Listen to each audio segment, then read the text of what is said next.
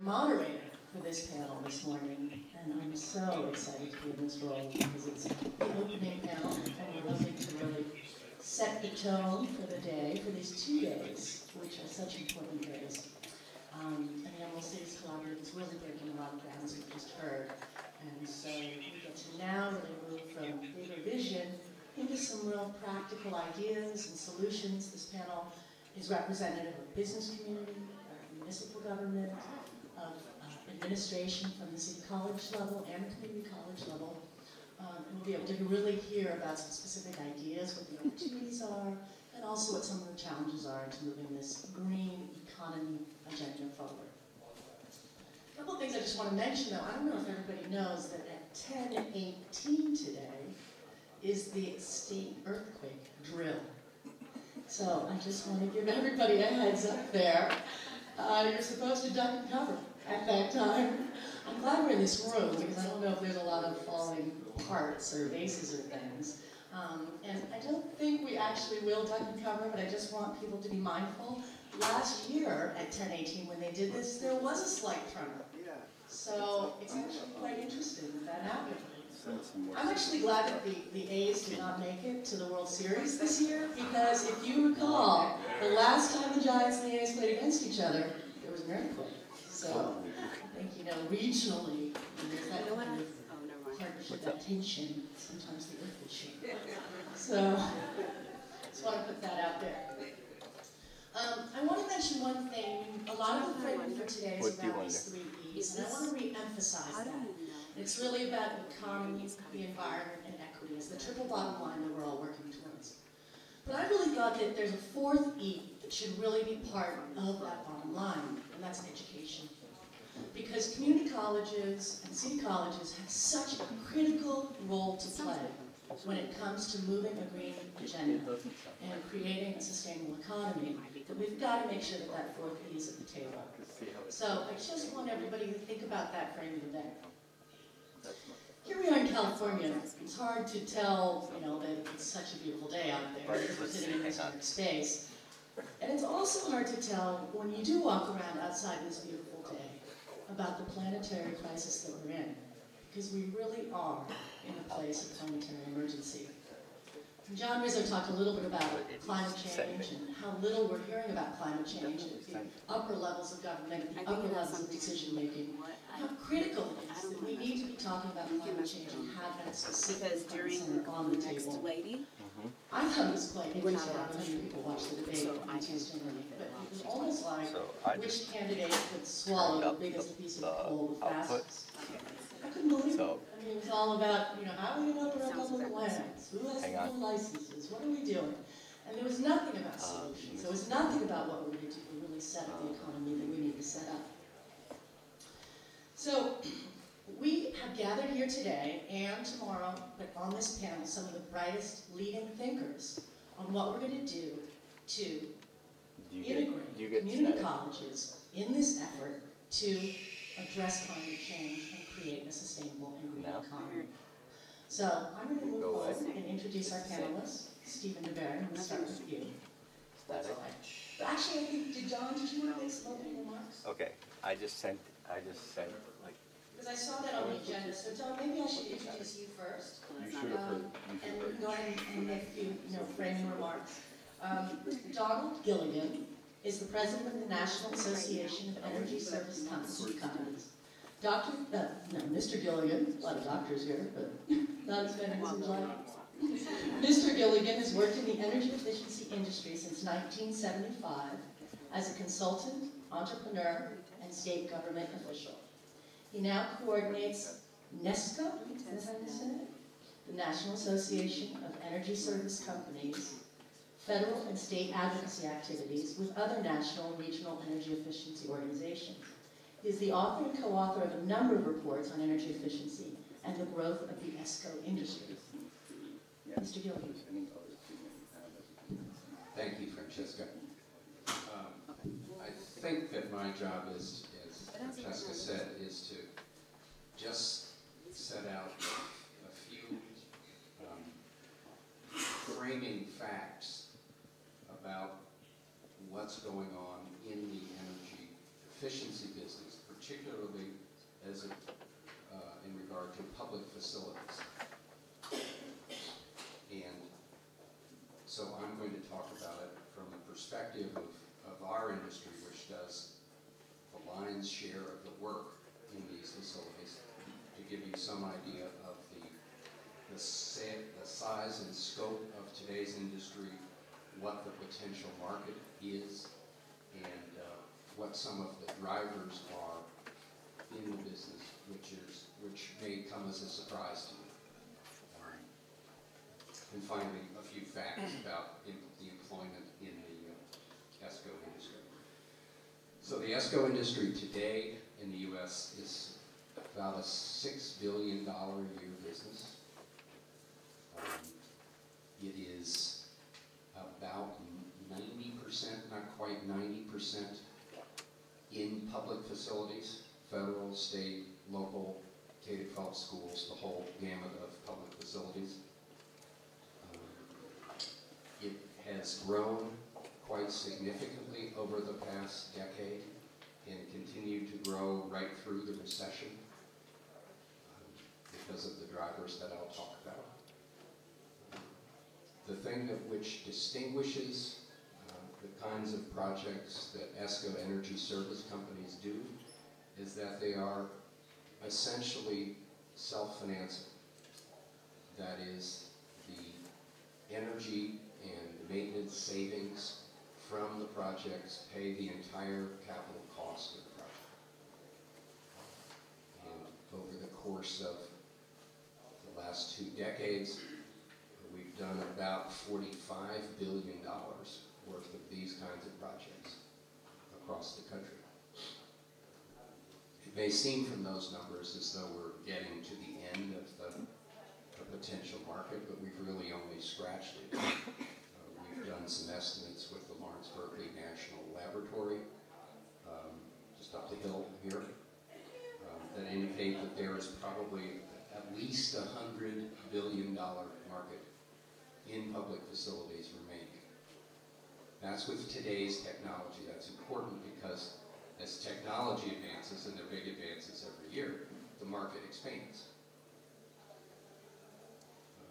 So if you think about just something as simple as lighting, we're now into the 5th generation of new lighting technologies from when I started doing lighting projects in the early 90s.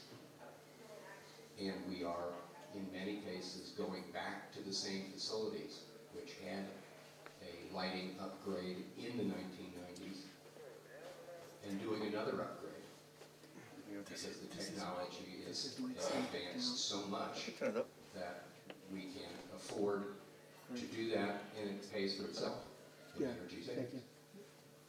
That trend is not going to stop. It's going to continue forever. So it's a huge market, and we are, when we say we're doing, say, $5 billion a year in that market, we're doing 5% a year. We're not doing 50% a year. It's not like the smartphone market where everybody has a smartphone, and it's tiny. We've scratched the surface, and there's a huge amount to be done. In terms of employment, we, as an industry, don't talk about the green economy versus the coal economy because on a political level, that gets us into, first of all, discussions which are way above our pay grade academically. And number two, it's subject to lots of different opinions, and it's hard to win that argument. So we simply say, if we're going to retrofit a building, it takes people to do it. There's no argument about that. If we're going to go through this building and change the lighting system and change the air conditioning system, it takes people to do it. We know how many people it takes to do that. We've got Department of Labor figures which go back 50 years about how many people it takes to do a construction project. So we know it takes about 10 people to do $1 million project. Plus plus the multiplier of maybe 12 people. So you're talking about 22 jobs per $1 million of projects. Long-standing figure. We don't have to argue the green economy versus, we don't have to do any of that. These are very solid numbers. And it's not really impeachable by opinion, unless you think lights get changed by magic. And finally, I'd like to talk a little bit, give you some insight as to the drivers in these projects. Since most of the work is at government facilities, most of the work that we do today is in government facilities. The drivers, there are really two drivers. One is mandates, federal, state, and local government mandates, in which the legislature or the governor or in some cases the president says we're going to save X amount. Oftentimes these numbers are totally arbitrary. If you go back a few years, the number 20 by 20 was real popular. We're going to save 20% by 2020. Wasn't founded on any kind of real analysis of, in most cases 20% was a pretty modest goal, but it sounded good. The federal government has been particularly aggressive and particularly effective in mandates. If you look over the past 20 years through both Republican and Democratic administrations, the federal government has mandated and achieved significant energy savings. Right now, and every time we hit one benchmark, the Congress then ratchets it down again. So right now we're in the process of a 30% energy intensity reduction in federal facilities by 2016. Indications are that all of the agencies, with the possible exception of Homeland Security, are going to meet that reduction. Think about that. That's in less than a 10-year period. We've pulled 30% of the energy use out of these federal facilities. And that's on top of a previous 20% reduction. And so there's a huge amount that's possible. So the first driver is mandates. The second driver is the need for capital improvement in facilities. And I'll just give you one example. When President Obama announced about a year ago the JOBS program, how many people remember the JOBS program? It was a big public works initiative. It's kind of DOA in the Congress. He used the number that public schools need $250 billion in many cases. What these energy efficiency projects, which pay for themselves, however, allow you to do is make those capital improvements paid for with energy savings.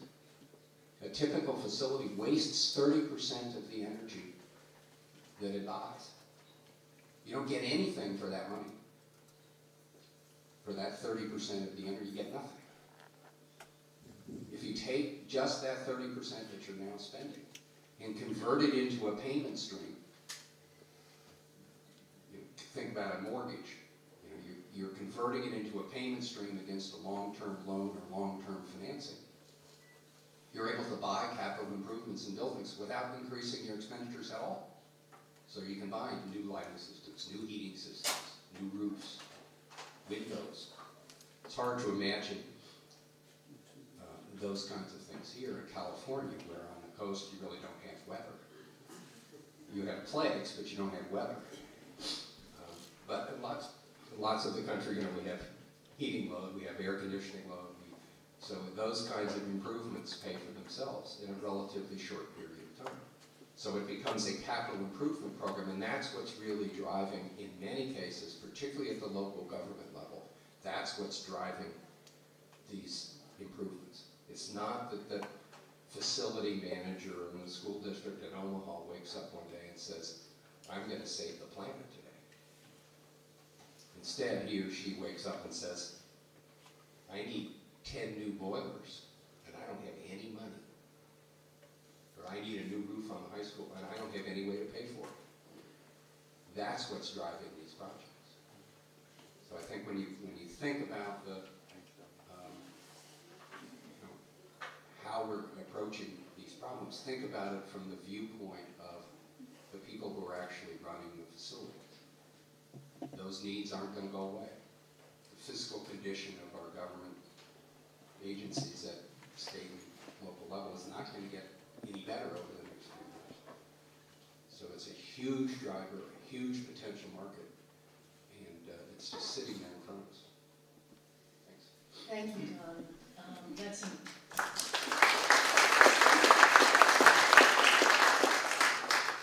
I think that's a really excellent segue to our next speaker. It's really, I think, important to be listening and learning about, to these financial formulas that are out there, and this whole concept that we can, pay, that these projects will pay for themselves, and then also hearing the real need for the upfront capital investment in order for that to happen, so that we can start seeing a return on these investments is really quite critical. And this concept that there's 100 billion, did you say, in the municipal sector of opportunity? Not just municipal, state, local, and federal. State, local, and federal sector is, a number I think that we should keep in mind. So now we're going to talk a little bit more about the private sector and the possibility and opportunity for investment from and in the private sector. And I'm going to introduce Stephen DeBerry to speak to that. Stephen DeBerry makes and manages investments that align strong financial returns with positive social impact. He is a partner at the early stage technology investing firm, Caper Capital, and the founder of Bronze Investments, an asset management firm serving founders, foundations, endowments, and families who seek to align their investment practices with their missions and values. In 2010, Stephen was selected as one of the Route 100 list of most influential African Americans in the United States. Congratulations on that. Stephen DeBerry. Great, thanks, Francesca. Try to be brief and maybe get us back on schedule. But let me explain to you. I want to do two things. I think it'll have some dialogue. But two things really quickly. I'd like to explain to you what I do for a living and why that matters. And I'd like to explain to you why I spend so much time working on urban cities. So what I do is I'm an impact investor. I'm a mission investor. And the fundamental idea there is one that I think will be very important for this moment in time for us and our economy. The basic idea is, can we build an approach to investing that centers itself around building companies that, yes, generate profits, but generate their profits through products, services, and projects that create some form of positive social impact along the way. So let's be in the business, the for-profit business of creating positive outcomes. That's the basic idea. And what I will tell you is that I've been pursuing that idea for about 15 years. I was originally trained as an anthropologist. I spent most of my time thinking about what anthropologists do, the human condition generally. And I did most of my work focused on urban communities in the US. And as I got further into my training, I realized that the discipline of anthropology is fantastic and powerful at deconstructing and helping to understand communities and societies and groups. But again, I was thinking about kind of urban issues in the United States, and at a point I realized that this kind of diagnostic tool set, trying to pull things apart and figure out what was wrong, wasn't what we needed, because we know what's wrong. We know what the challenges are. And when I started to think about the conversation that we needed to have, which is, well, how do we fix this stuff? I realized that that's not what I was getting from that discipline, as powerful as it is. And so I started to think about, well, where do you get the solutions to what we need? And the realization became crystal clear at that point. The answer is not always, but most of the time, are economic in nature. You can't buy a solution to every problem, but you can buy a solution to a lot of problems that are out there. And so I made a shift in my own kind of life trajectory, and I literally, for my graduate school, walked from the anthropology department over to the business school and said, I'd like to sit here now, please. They said, go away, you didn't apply it. I argued, I'm good at arguing, and found my way in there. So fast forward to where we are today. I run an investment firm based in San Francisco called Bronze Investments. And we are in the business of doing exactly what I described, which is identifying and building products, services, and projects that create positive social impact, and doing that profitably. I have been involved in the Emerald Cities project since it was a concept, before it was formally organized as a nonprofit, before we had the fantastic leadership that we have now, before we have the local councils that we have. And I've been committed to Emerald Cities because as I've worked over the last 15 plus years on this idea of impact investing, one of the great struggles that I've had is trying to articulate to the business community, to investors, an investment thesis that is clear about how you can both generate profits and how you can generate social impact. And I did a lot of investing and still do a lot of investing in, technology companies, web-based companies. And there are ways that you can find examples, but they're really the edge cases. And so when you talk to traditional investors in those categories, and you start talking about this social impact thesis, folks, the eyebrow kind of goes up and, there's some skepticism. Here's the good news about Emerald Cities and what we're doing with energy efficiency. I mean, we just heard from Don. There is a well-established industry that's doing $5 to $6 billion a year in projects. The economic thesis for energy efficiency is known.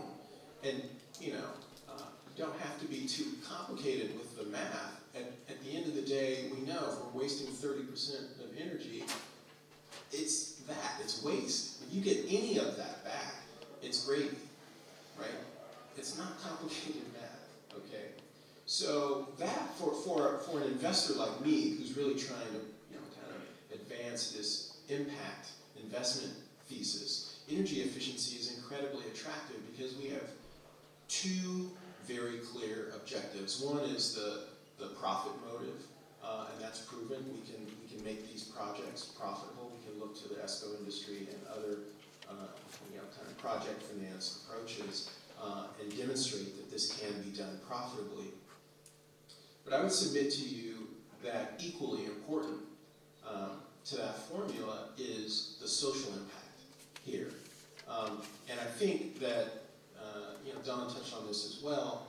The job creation that comes from these projects is not only demonstrable, but it's clearly measurable. And so we can hold ourselves and each other accountable to those kinds of outcomes.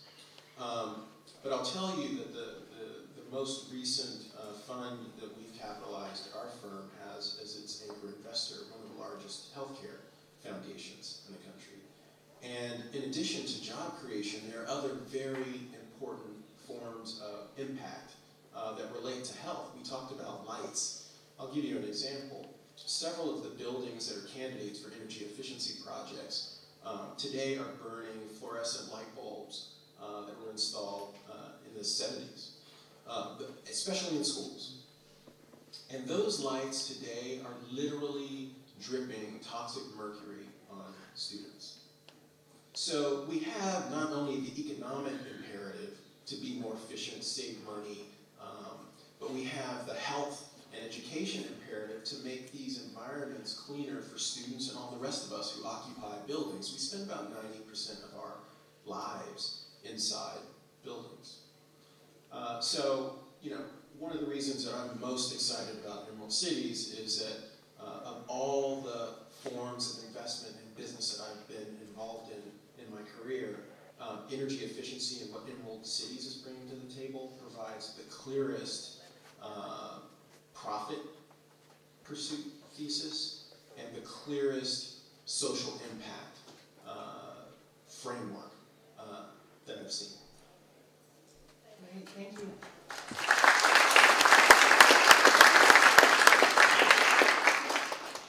So there's a couple of things that you mentioned. I think it's a good lead-in as we move to Peter Goldstein and make his introduction. And that's some of the specifics around job creation and how we can really demonstrate and measure jobs being created in this sector and how important that is. But it sort of begs the question of what these jobs are and how we're going to really be training the workforce to be ready to take on some of the questions and projects that we're specifically talking about. Who's working on these $5 billion worth of projects? And what are we going to do to really get our workforce ready to make the changes that we need to see?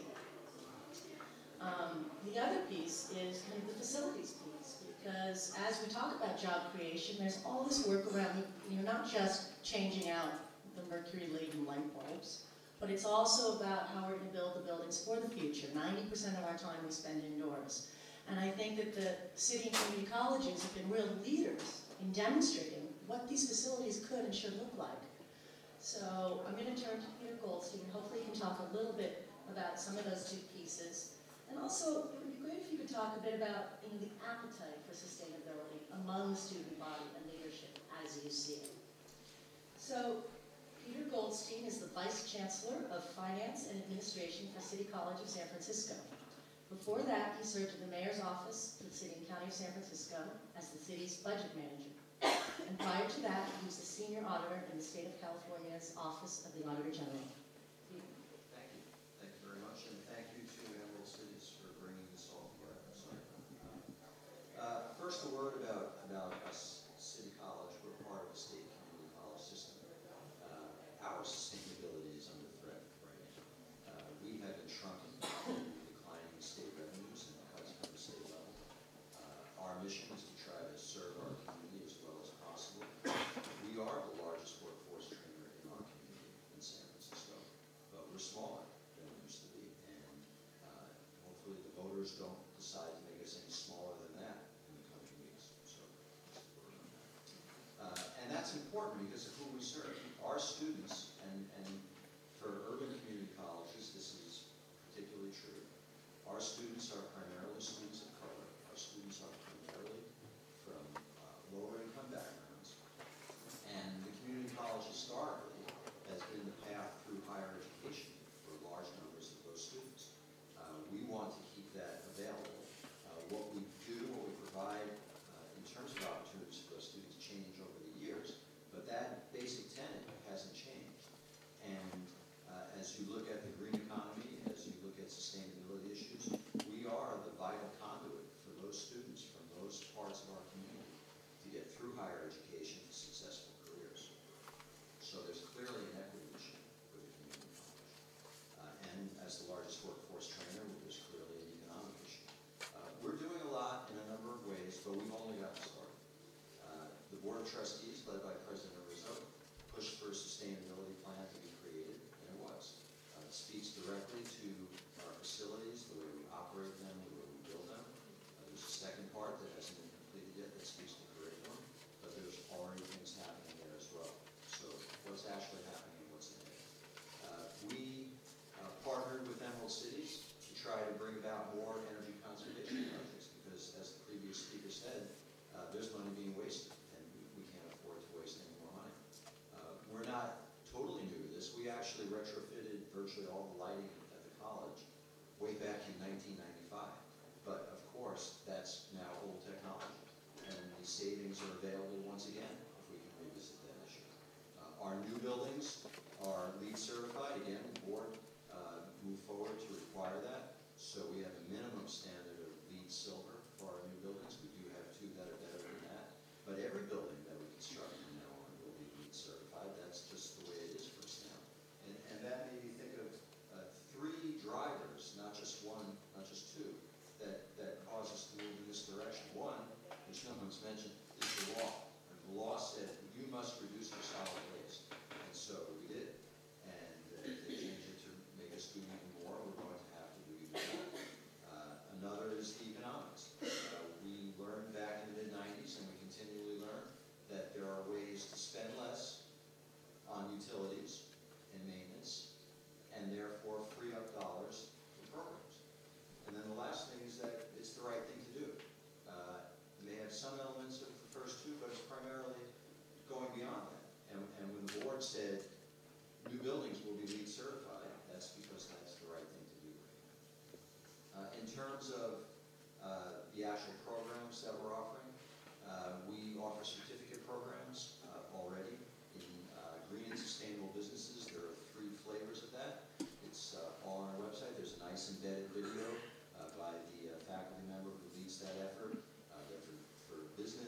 small business for the travel and tourism industry. We also have a sustainability certificate program, in addition to the environmental studies that Mr. Rizzo spoke about. Even in a shrinking environment, it's important to know that not everything shrinks. We would love to see those programs grow. And that is determined these days by how many students are trying to enroll in those programs. If the demand is there, we're going to add sections. We're going to grow those programs even if the college as a whole is not growing. It's important to know. And if there are any folks here from the private sector, the best way for more students to feel like they want to get into those programs is to hear that students are getting jobs from those programs. So what would be directly beneficial to us in terms of partnerships with the private sector is if employers hire our students when they complete those degrees. In terms of our facilities, I'm certainly backing it. I heard earlier today there's going to be a kick the tires out at Peralta. I'm sure it will be as impressive as described. We also have a very impressive project, but you can't see it. Not because it's top secret, but because it's under the ground. We built a brand new facility. It opened about 3 years ago on our Ocean campus. And prior to building that facility, as part of our master plan for that site, which will include 2 other buildings eventually, we dug hundreds of geothermal wells, thousands of feet into the ground, to operate the heating and cooling systems in the buildings off a constant 55-degree base temperature. If you want more on the technical parts of that, I'm not the guy that can describe that to you, but I can put you in touch with the people who designed and built it. But it works, and it's it's just another example of something that would not have been given serious thought a long time ago, but now it's there. It's paid for. We'd love to do more, and that's why again we're partnering with Emerald City. We kind of reached the end of the available funds under our bond issues, so we need to leverage other monies to complete our energy improvements. And we have old buildings, as Mr. Rizzo mentioned. We don't have just one 100-year-old. And we don't have energy management systems in those buildings. We need to bring those forward. So there's a lot that we've done. There's a lot more we can do. And I hope you agree that community colleges in general, and City College in particular, are very important institutions to make those things happen.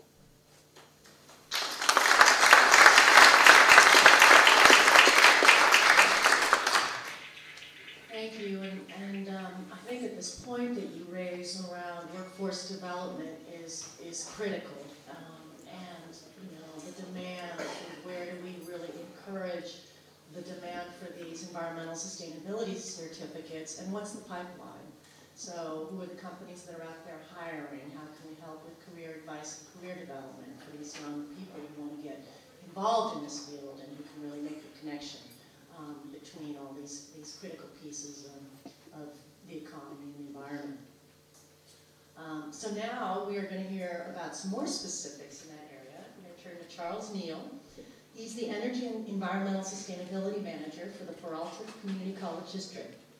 Charles's job is to advance the district's sustainability efforts as set out in the Board of Trustees' sustainability policy. The Peralta Community College District seeks to lead the district to net zero greenhouse gases with additional goals of electricity and gas conservation, green building, recycling and composting, environmentally conscious purchasing policies, and alternative transportation. And I'm hoping that we can continue talking about this certificate and degree question, what the demand is, and beyond classroom instruction, what some of these young people need to really be ready for the green economy. Excuse me, good morning, and again, a warm welcome to Berkeley City College and to Peralta Community College District. So I will share with you a little bit about the degree of commitment of this community college district, which is very, very strong. It's unbending and unequivocal. It's, as I explained not long ago in a brief interview, that there's no turning back when it comes to sustainability. As a matter of fact, the rate of adoption will actually pick up. So some of the way that that commitment at our district is demonstrated is through policy, through personnel, through student engagement. So a little bit about the district. The district has 69 permanent structures in terms of building, and any number of temporary structures. We call them trailer. You guys have seen them. They look like manufactured homes, and they house some of our personnel while we continue to upgrade some of our facilities. I believe we have close to 20 of those temporary homes right now. So all told, we have about 1.485 million square feet of building space, if you will, office and classroom space. So the district is in a very unique position to make a great impact in terms of the reduction in energy usage, in terms of reducing its carbon footprint. To do that, to be successful with any sustainability program or effort, we need to have buy-in and strong support, demonstrable support, I should say, from top to bottom. And we have that as a district. We have a policy, a sustainability policy that's been in place since I think it was formulated in 2005 and last reviewed in 2007. So we're in the process of beginning a new review process, because in sustainability, from 2007 to 2012, I mean, that's like dog years or internet years. That's a long time to be with the same policy. So we're starting that process. Part of our focus is also sustainability itself is very holistic, so you can't maximize your effort by focusing only in one area and ignoring other areas. So we look at buildings, we look at transportation, we look at procurement. For example, buying recycled products, buying Green Seal certified cleaning products. We look at composting. We've heard a lot about driving waste out of the system. Ultimately, that's a big part or a big component of sustainability. There's no sense in buying 10 chairs if you'll only use 7 and you'll toss 3 chairs. That money had to come from somewhere and it goes somewhere, so it's a big part of what we do. In terms of workforce education, workforce improvement, workforce preparation, our college, our colleges, and I would like to single out Lane College today in particular, is at the forefront of this area. We have an environmental control technology education program. We have a green technology education program. We have just been designated, I believe, a provider, a training provider for building efficiency for sustainable tomorrow. And we are right now going through the design process for a phase 1 construction project for a sustainability center, which we hope will move from the current 5,000 square feet, phase 1, to ultimately 30,000 square feet right there on campus of Blaney. And someone earlier described it as Star Wars. And I saw our architects who are here today laugh. No pressure, so Stevens and Andrew and Mr. Nick Kriakapidi back there, the chair, who's been pushing for this for, I don't know, I think Nick said about 2 decades now. So it's finally coming around. So there's a lot happening on the campus.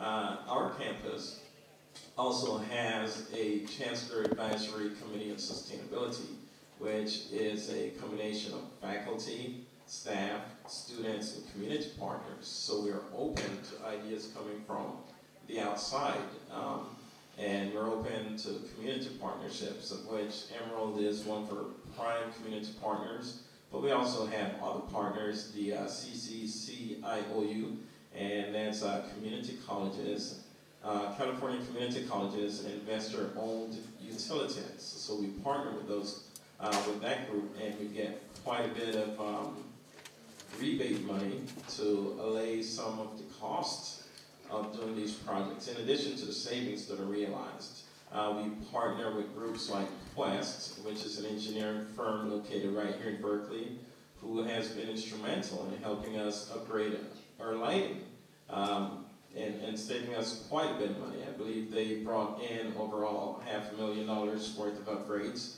and they also introduced us to the concept of integrated classroom lighting control, where we installed in designated classrooms occupancy sensors, daylight sensors, wireless dimming ballast, and program that system to work together with the ambient light that's coming from outside, such that we don't have our classrooms overlit.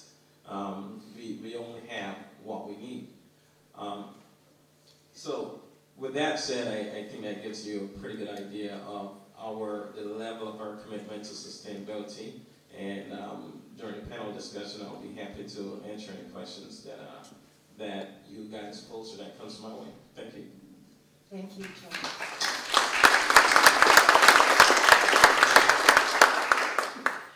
Last but certainly not least, we are very fortunate to have Melanie Nutter here with us. She's the director of San Francisco's Department of the Environment, and she really is the one representing the public sector here on the panel, which is quite exciting and important because we know that public-private partnership is really what we're going to need to drive this agenda. So, Melanie Nutter was appointed in 2010 by Mayor Gavin Newsom. She leads the Department of Environment, which helps all San Francisco residents and businesses protect and enhance our urban environment. They provide information on sustainable practices, and they develop innovative and practical environmental programs for all residents. Prior to working for the City and County of San Francisco, Melanie served as Deputy District Director for the U.S. House of Representatives Speaker Nancy Pelosi, and she has been an environmental organizer with Greenbelt Alliance, the Public Interest Research Group, and Green Corps. Melanie, welcome. Good morning, everyone, and thanks to Emerald Cities for inviting me to participate in this panel and to Francesca for moderating. As your resident bureaucrat, I'm going to talk a little bit about cities and what the role is of cities in job creation and expanding the green economy. So at Department of the Environment, we have been in existence for over a decade, and really our main focus for a long time, actually when Francesca used to have my job many, many, many years ago, was really focused on protecting the environment. That was the key focus. And as the department has expanded and grown, we now have a mission that does fit very squarely with promoting sustainability and including a lot of what we're talking about here today, not only protecting the environment and ensuring that we can have a safe environment for our residents and businesses in San Francisco, but really thinking about how the policies and programs of a city can expand the green economy and create jobs and also promote social equity. So that's now a very key part of our mission as a city agency.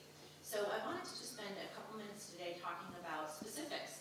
I think you heard a couple of the panelists, Stephen in particular, talk about measurements and metrics and how we can quantify what the impact is of certain sustainability policies and programs. So in the City and County of San Francisco, we have a number of sustainability programs that have had a great impact on jobs and the economy. One area that we focus a lot on in the department is around energy efficiency, and you've heard a lot about energy efficiency today. Like in some of the cases, they're further away from the mic. In that situation, is there any way to bring up the gain? Yes. Which is funded by Is it this PG&E, one? so it is a public-private partnership. And Don't even what want we to go there. essentially do is work with small There's businesses just too many in San different Francisco Right. to help do energy efficiency audits for those businesses, both to reduce carbon emissions in San Francisco, but also to save money on their energy bills. And particularly right now, we have 24 contractors that are participating in our Energy Watch program, totaling around 180 jobs. So although that may seem like a small number, that's almost 200 jobs. And when you think about energy efficiency programs that can be replicated in cities around the U.S. and around the world, those numbers really start to multiply and think about how cities can create and sustain jobs. Another program that we've run in San Francisco most recently is the Home improvement performance program. This is not focused on the business sector, but really on the home sector, the residential sector. And we had a series of individuals that went out and worked with homeowners to do a home performance audit, looking at the whole home of how to seal up your building envelope to reduce, again, carbon emissions and to save money on your energy bills. And through that program alone, it resulted in 14,000 labor hours, including residential energy audits and energy upgrades. That program was partially funded by stimulus dollars, so it was federally funded, but again, was a great program where we had thousands of residents participate in doing a residential audit and creating quite a few job hours in the city and county of San Francisco. Just a couple of other examples on the renewable energy front. San Francisco does have a goal to be 100% renewably powered in 10 years. And over the past few years, we've really focused on both working with the Public Utilities Commission on the Go Solar rebate that has been offered to residents to implement solar installations on their home. And we now in San Francisco have over 3,000 solar installations in the city, which is, by my most recent calculations and understanding, more than 29 US states have in terms of renewable energy. So the investment in rebates and also in our policies has really helped to increase solar installations. But on the jobs front, currently there are over 400 people employed in the solar industry, representing about 34 local solar companies. Just through Go Solar SF, 84 people have been hired through this incentive program. So again, measurable impact in terms of job creation as well as reaching our sustainability goals. And then finally, the other program I wanted to mention is our zero waste program. San Francisco has a goal of reaching 100% zero waste by 2020. That means that all of our waste will be diverted from the landfill, either recycled, composted, or reused. We most recently announced, actually 2 weeks ago, that we've reached an 80% diversion rate. So we're doing fantastic in terms of participation and really working towards that goal. But again, when it comes to jobs and economy, our private sector partner, Recology, who helps to implement our zero waste program, have added over 250 people to its San Francisco staff, simply based on a policy we passed around making recycling and composting mandatory in the city. So a very direct job creation benefit from that policy. So I just wanted to give you a few examples of, at the local level, through innovative policies and programs, how cities can contribute to creating jobs and stimulating the green economy. And because there's a focus today also around community colleges, I just wanted to close on a couple of ways that we've worked with community colleges at the local level. You heard Peter mention the Green Business program that is run at community colleges, and that's something that Department of the Environment, when it first got started, was a partner in helping to create the curriculum as well as co-teaching some of the classes, so cities can really be a resource to community colleges in helping to develop and expand training and curriculum for some of these sustainability programs. And then most recently, the final point that I'll make, and I know we want to get to discussion, is we have a new policy called the Existing Commercial Building Ordinance in San Francisco, which requires all commercial buildings 10,000 square feet and over to benchmark their energy use and report it to the city, as well as to get an energy audit every year. And this requires ASHRAE level 1 and 2 audits by trained engineers. And we've actually partnered with local community colleges to put together a training program to get more engineers into that program to help meet our ordinance. So again, it's a great partnership between the city and the education sector to ensure the training is happening and jobs are being created. So we're just looking forward to strengthening the partnership between the city and community colleges for us all to help meet our sustainability goals as well as our social equity and economic goals as well. So thank you, and I look forward to your questions.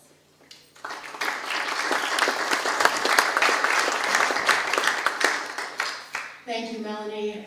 And I think one thing to remember too is that the City and County of San Francisco is the largest employer in the City and County of San Francisco. And that is very significant when you listen to all of these far-reaching policies and programs about the workforce and what we're going to really need to implement all of these visionary programs within the City of San Francisco. So that's going to be, you know, an area to really look to for training the new workforce, for, you know, graduate certificate programs, and to really strengthen the partnerships between, you know, city and county, not just the Department of Environment, but some of the other city departments, as well as, you know, the community college program. So now we're going to open it up to the audience for some questions or comments of our panelists. And there's a couple of microphones, so please go ahead. Hi, Ryan Young with the Green Lighting Institute. My question is for Don. What do you see as the role of ESCOs in ensuring job access and equity, both in terms of your own procurement and in terms of direct employment? Well, there are two separate pieces to that. The first is to understand, the question I think was, how can the ESCO industry facilitate job equity and job access? Is that correct? First understand how the industry works. ESCOs are like project developers. You think about it as a property developer of a new shopping center or something like that. So the ESCO is sort of at the top of a pyramid. Its own staff is pretty expert. Not pretty expert, very expert. So the ESCO staff is very experienced energy engineers and very experienced project finance people, essentially, and salespeople, lots of salespeople. So there are very few opportunities to directly go from training programs, community college program into the ESCO companies.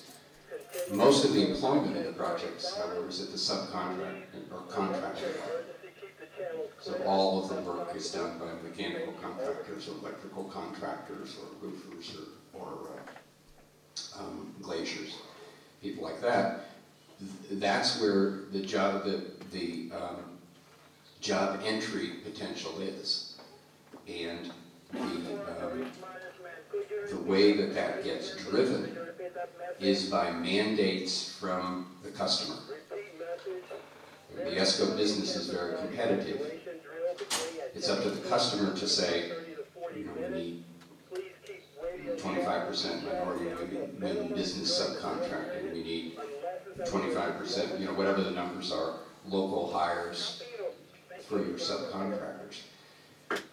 If the customer says, I want the lowest price for the project, irrespective of any of these other considerations, that's what they get.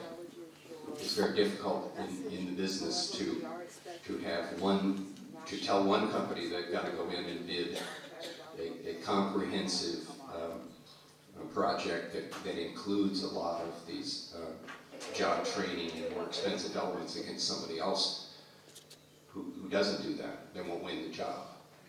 So it's really that's where I see the Emerald Cities coalition coming into play, is that the requirement is driven from the customer level. Since these are all public facilities that we're working on, that should be a very effective route to do it, and it happens in a lot of communities.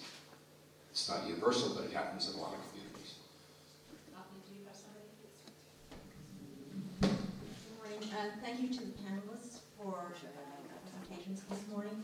I have a minor comment, a major point, and then a question on another and so my minor comment we see these single-use disposable water bottles on the table where you're sitting. And I'd like to suggest that if you have a reusable water bottle, you should use it, bring it and use it. If not, invest in one. So let me introduce myself. Good idea, thank you for that. I think that there's a lot of progress to be made, that needs to be made in all kinds of large facilities around a single-use bottle, so we appreciate that. Okay, so I'm Denise Louie, I'm a student at City College of San Francisco. I also volunteer with a number of groups, one of which is the California Invasive Plant Council out of Berkeley. And this past weekend, we had a symposium and talked a lot about invasive weedy plants. So I noticed today we talked about green things, we talked about the environment, we talked about sustainability, but we haven't talked about sustainable landscaping. And the reason it's so important for California is that California is a biodiversity hotspot. We have many rare and endangered plants. Some are endemic that grow nowhere else besides California. The fauna co-evolved with the flora. So the fauna are also at risk. And we need to educate ourselves, and our schools need to educate students and the college communities about removing and avoiding invasive plants and planting locally native plants. So my question now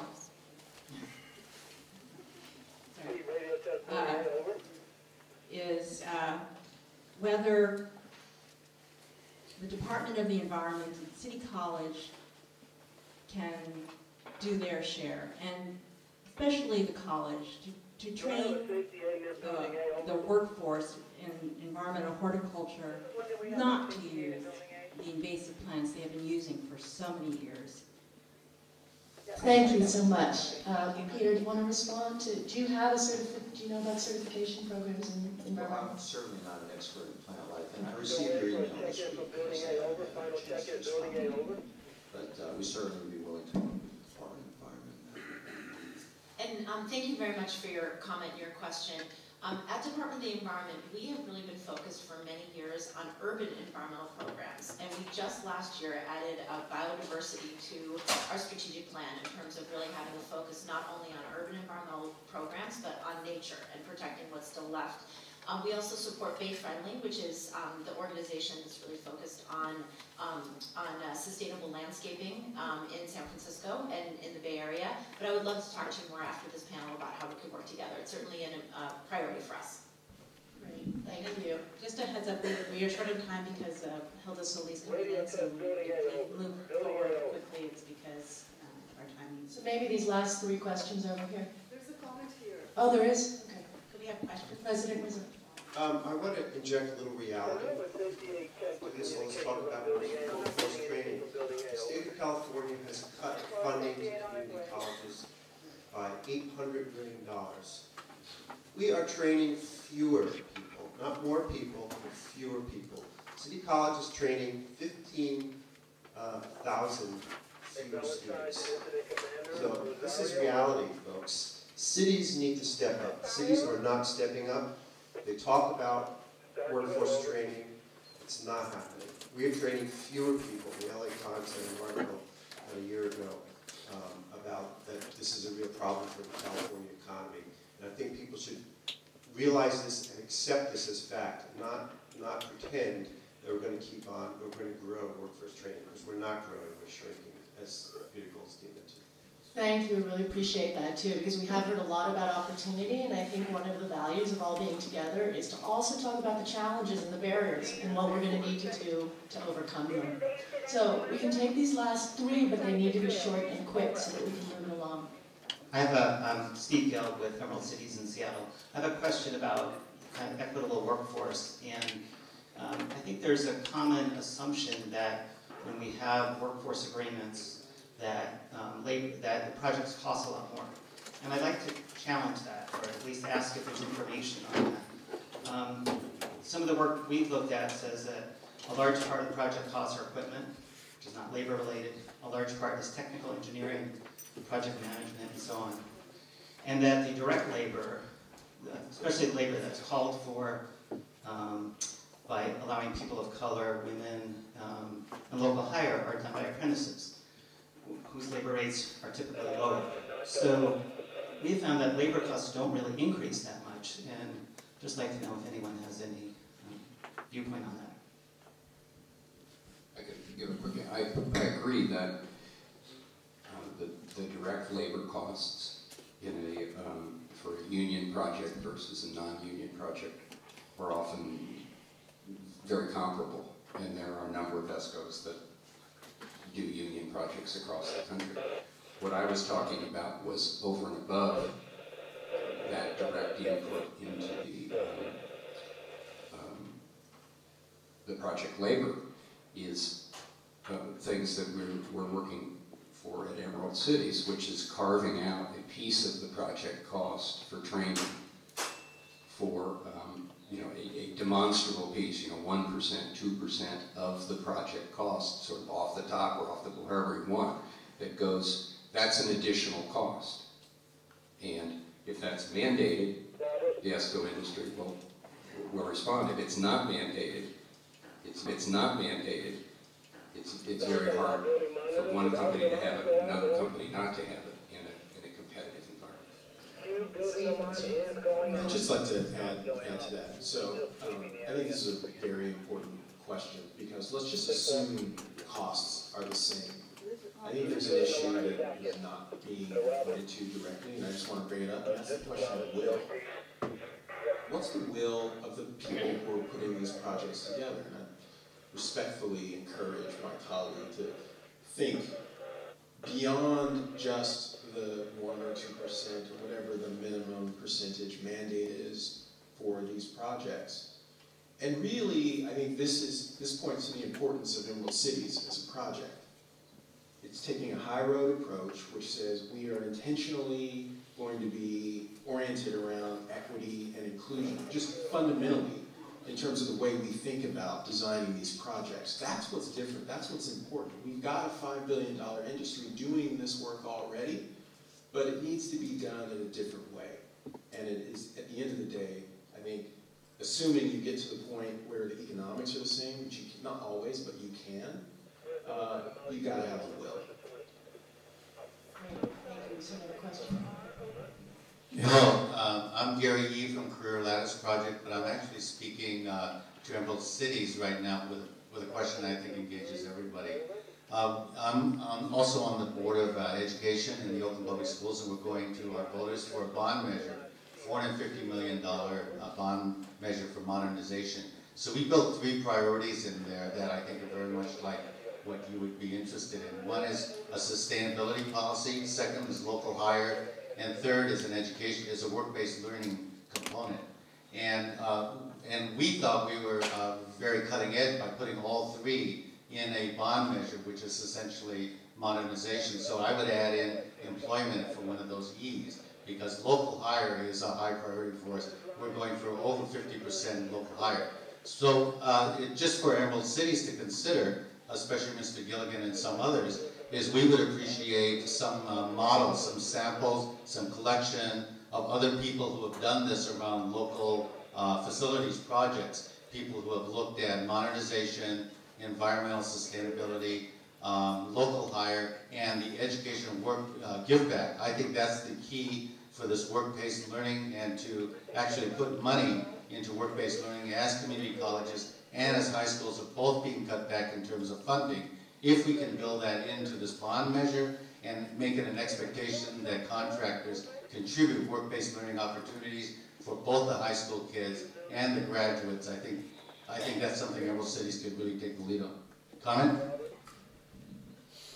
Yeah, a couple things. I just want to step in where the panels will be available after, because we do have to move forward, so respond. So this will be the final comment here.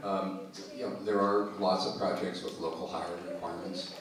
I'm not sure I've ever seen one at 50%, but there are, in many cases, customers say, you know, we want you to hire from these subcontractors. So that's quite doable. There is a precedent for work-based learning in that there is a federal program called the QECB. I can't remember what the acronym stands for. There's about $2.5 billion qualified energy conservation bonds that requires an education component along with the project financing. Oftentimes, that education component is not really wholehearted, but it's sitting there, and it is a very good precedent. There's been about $1 billion worth of those projects done, There's another $2.5 billion sitting there in federal dollars. Peter, one final comment. We recently completed our new Chinatown North Beach campus, and because it was an issue of high importance to our publicly elected board, we had a strong local hire component, and we didn't get to 50, but we got to just about 40%. Right, so, and I like this idea of the fifth E being employment, so thank you for that. So our panelists will be available afterwards individually for some questions and answers if you want to talk to them a little bit more, but why don't we give them all a big round of applause for this wonderful panel.